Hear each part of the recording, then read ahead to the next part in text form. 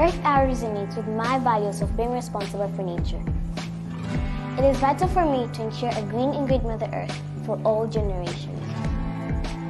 I'm inspired to support the movement because I see the impact it has on individuals all around the world. With my 10 million tree planting project, adding more impact to it. Earth Hour is important because it allows us to work towards achieving better resources for nature. Tourism and agriculture are the backbones for Tanzania's economy, and they're also nature-based. So if we don't stop climate change now, these sectors will collapse. I believe in the power of unity and that the climate crisis is a matter of urgency.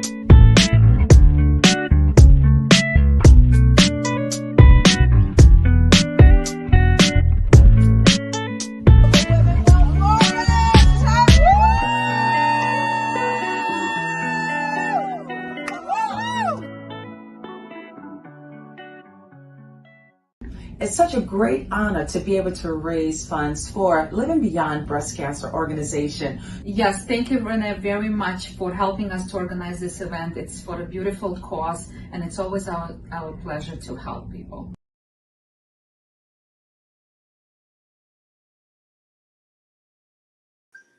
And we are officially live now. We are from the Breakfast with Champions into the live YouTube screen. And I'm here with the man himself, Mr. One and Only Izu Samuel. So I know Glendina's going to go ahead on and pump us into the Breakfast with Champions right now.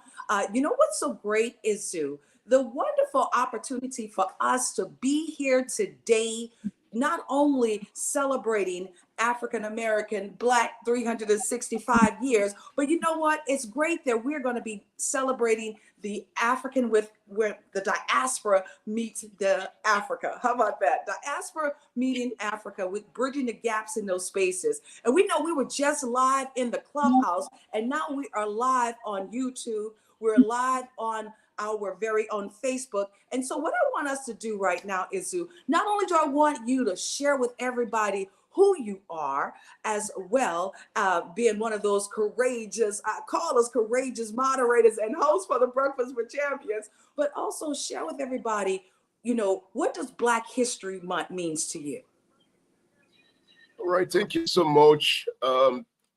Renee, can you hear me? Please confirm my voice is clear enough. Yes, I can hear you crystal clear. Thank you so much. I feel so excited about today's conversation. Once again, I'd like to say shout out to everyone listening and seeing us right about now. I am Izu Samuel, and my assignment in this world is very simple. I help people to tell their stories. Part of my job is that I'm an investigative journalist with the Al Jazeera, and 80% of my job is all centered around helping to build people, for people to leverage storytelling to be able to express their ideas and influence the world. So I believe so much in the power of storytelling.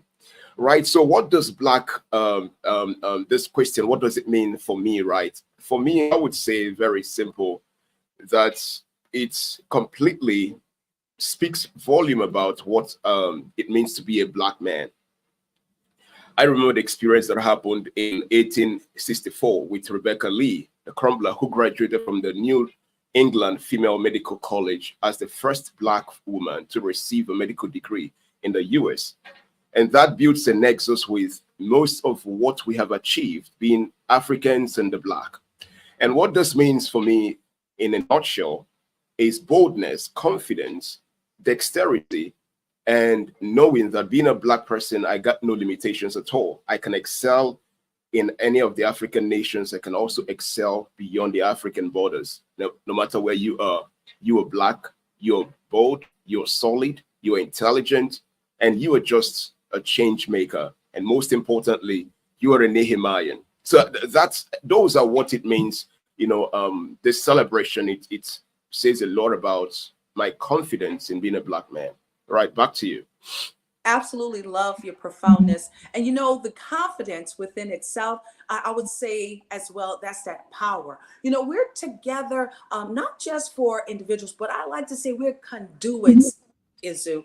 We're like conduits of history, because right now we are creating our history. We have to understand that the vessels that have been able to move things to where we are today, they've done their part. And now we're coming together to now not only to celebrate this month. I said 365. That's right. Black 365, because it's not just about one month. It's about the American history that we've been able to not only participate in, but what we've been able to build as well. And one of the journeys I like to talk about, we kicked it off. I love music. Coming from New Orleans, Louisiana, we are the heart and soul of jazz. As it stands right now, we know several different music genres, from the hip hop alongside with gospel. And I love the fact now is Afro beats have totally taken the center stage. And we can reflect just for this year, we received they received their first Grammy for just the music. So let's talk about that. How does music really have, to me, music always have that heartbeat. If everybody knows how much I love music, not only it has a heartbeat, but it's truly about our heritage as well. So share with us in regard to what does music mean to you, especially with those Afro beats. It means freedom. It means celebration. It means the voice of the people. And that takes us back to the likes of Fela Manipola Kuti, men that stood to represent the culture of Africa. So Afrobeats, in a nutshell, sings the song of what it means to be an African. Already you know it's a music genre that fuses African music and tells a story about the African heritage. So each time you hear the Burna Boys, you hear the Thames, you hear, the Whiskey, you hear all of those people, you want to connect to the African narrative. And it just says a lot, a lot about our journey, a lot about our heritage, a lot about the fact that we went from a particular place to a particular place. So it just tells a tale about the history of Africa. And for me, it means freedom. It means liberation. It means Africa in a nutshell. That's all. I was just waiting for the laugh. I don't know, but I had to laugh because I remembered exactly what happened to most of my African brothers and sisters many, many years ago. And so each time we talk about the Afrobeat, we're not just talking about those loud musics and all of those things. We're also talking about reconnecting, the values, reconnecting the system and everything that, positions us as Africans as excellent people. That's Afrobeat. It's a lot. It tells a lot of stories about who we are as Africans. Back to you, Ren. Absolutely. I don't think we've ever done this before. If you're in the Breakfast with Champions, if you are a music artist, if you are live with us on YouTube, if you're a music artist, or you're also live on Facebook, please put it in the chat. We love to connect with you if you're a music artist. I know last year, I keep on getting confused because we just jumped into 2024, but last year we had the opportunity of celebrating Naomi Achu, Queen of Bamenda. And she is known as the African pop star seen on Forbes magazine. And I'm looking forward to also having her to do some travels with us in Africa. The interesting part about the whole concept about music, the depth of the soul. That's what I heard you say as well. The resilience, coming from New Orleans. Oh, when you get into those streets of New Orleans, as I said, baby, woo, it's just, you could feel the energy and you just can't help but just have a certain mood. And, a couple of our incredible hosts, as well as our CEO of the Breakfast with Champions, Miss Marilyn Wilkins, she loved music as well. It's that rhythm. I would say also it gives you an opportunity to hear that resiliency in music as well, and from people from different genres, from R&B, whether it's rock, whether it's pop. Also, you can hear it could be, just different types of elements that people are going through. But you know what I love about amplifying voices, being able to spark movements. If we can remember the song when Malcolm X passed away, when he was assassinated, the song that we can always remember is from Sam Cooke. That song right there always will be one of those songs that we can remember on. And it's also interesting how it helps us to also reference time. So in the space that we're in right now, the journey, the triumphs, also some of the tribulations, we know for sure, back in the day, from the cotton fields to the concert halls, also to just music, to juke joints and things of that nature. We know the source of strength, a testament to the power of the human spirit, was always done through music. It was just a way that we amplified who we are. It gave us that positive influence. And here we are celebrating not only the artists who have been able to transform our lives, but now Izu, is up to us to transform other people's lives. So let's talk about what we're preparing for 2024 right there in your heart, your hometown in Africa of Nigeria. Nigeria in Africa. Right. So, for any person coming over to Africa to experience, the conference and the TED Talk experience there, you are obviously going to be able to experience this culture, this concept called the Afrobeat. And we're looking forward to having one or two of these stars to show up, to, sing, you connect with those people. It's just going to be a telltale of the tradition and the standard and the values of who we are. So, I'm reaching out to you people.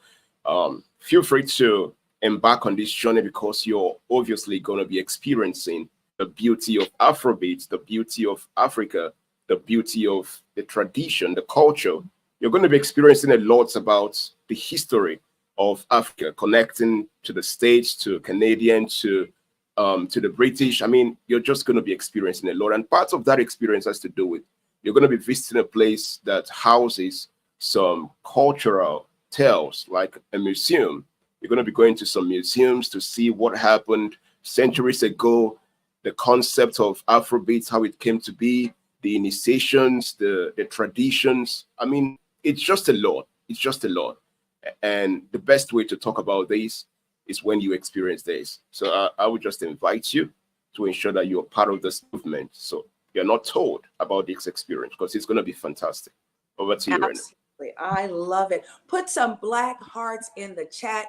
This is what I asked everybody to do today. Put some black hearts in the chat. One of the greatest gifts of not only appreciating American history, understanding the importance of cultural, understanding the importance of unity, as well as understanding the importance of that strength and diversity. And one of the greatest opportunities with even being with the Breakfast with Champions, I like to say we have that mixing pot, that pot of gumbo, because we truly have the right ingredients for us to continue on allowing each person to shine in their greatness with beauty, just by getting to know each person. And so not only is it important for us getting to know you, Izu, we're going to be coming to your hometown, and I'm looking forward to seeing how Africa really unfolds right through your lenses. So family, August, that's right, August the 3rd through the 11th, that's the time that we have allocated for this journey to Africa.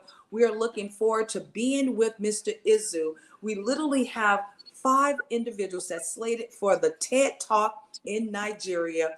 In addition to that, we're looking forward to breaking bread, as they say, sitting, being, experiencing the culture, the music, as well as just being loved on. Because you, my friend, you do a lot of that just through your storytelling. And you're going to also help us to prepare for our TED Talks. Is that right?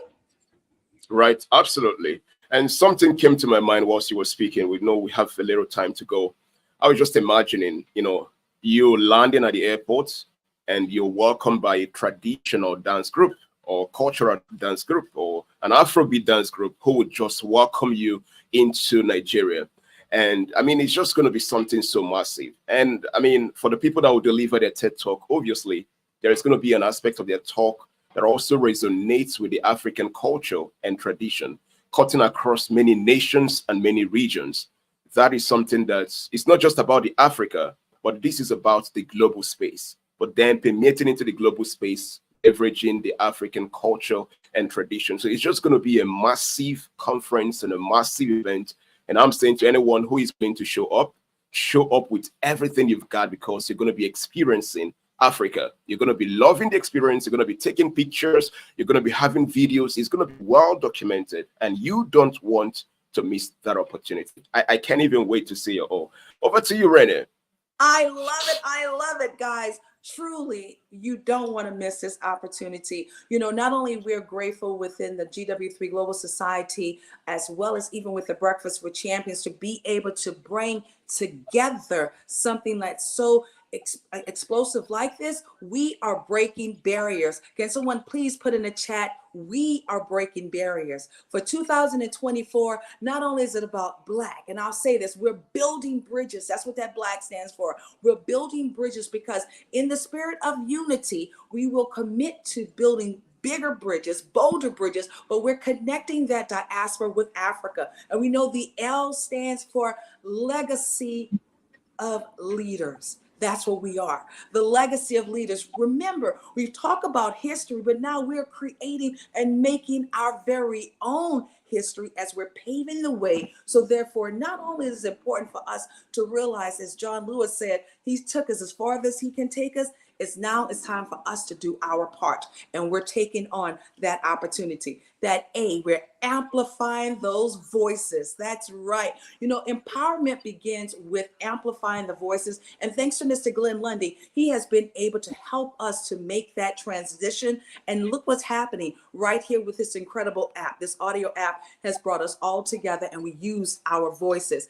And then the C, it's about cultural resilience. You heard us talk about that. That is so powerful. The strength of the diaspora alongside with the cultural resilience in building relationships with Africa. And then the K, knowledge is power. But nothing's wrong with being able to implement the knowledge that we have. So therefore, we can truly prioritize in strengthening with education and also knowledge sharing. So guys, I want to say thank you so very much for being a part of this week. Super special, excellent. I call it because that's what it's about too, how we're building an excellent foundation right across the board with Black 365 days of the year. I'm Renee Knorr, grateful to be here with the Breakfast with Champions. Mr. Izu Samuel, real looking forward to joining you in Africa. Without further ado, everyone in the clubhouse, let's open up the mic and let's make some amazing noise for not only Africa, diaspora, but for yourself, for waking up for this thoughtful Thursday. Thank you so very much, guys. Got a little Afrobeat music, okay? Yes.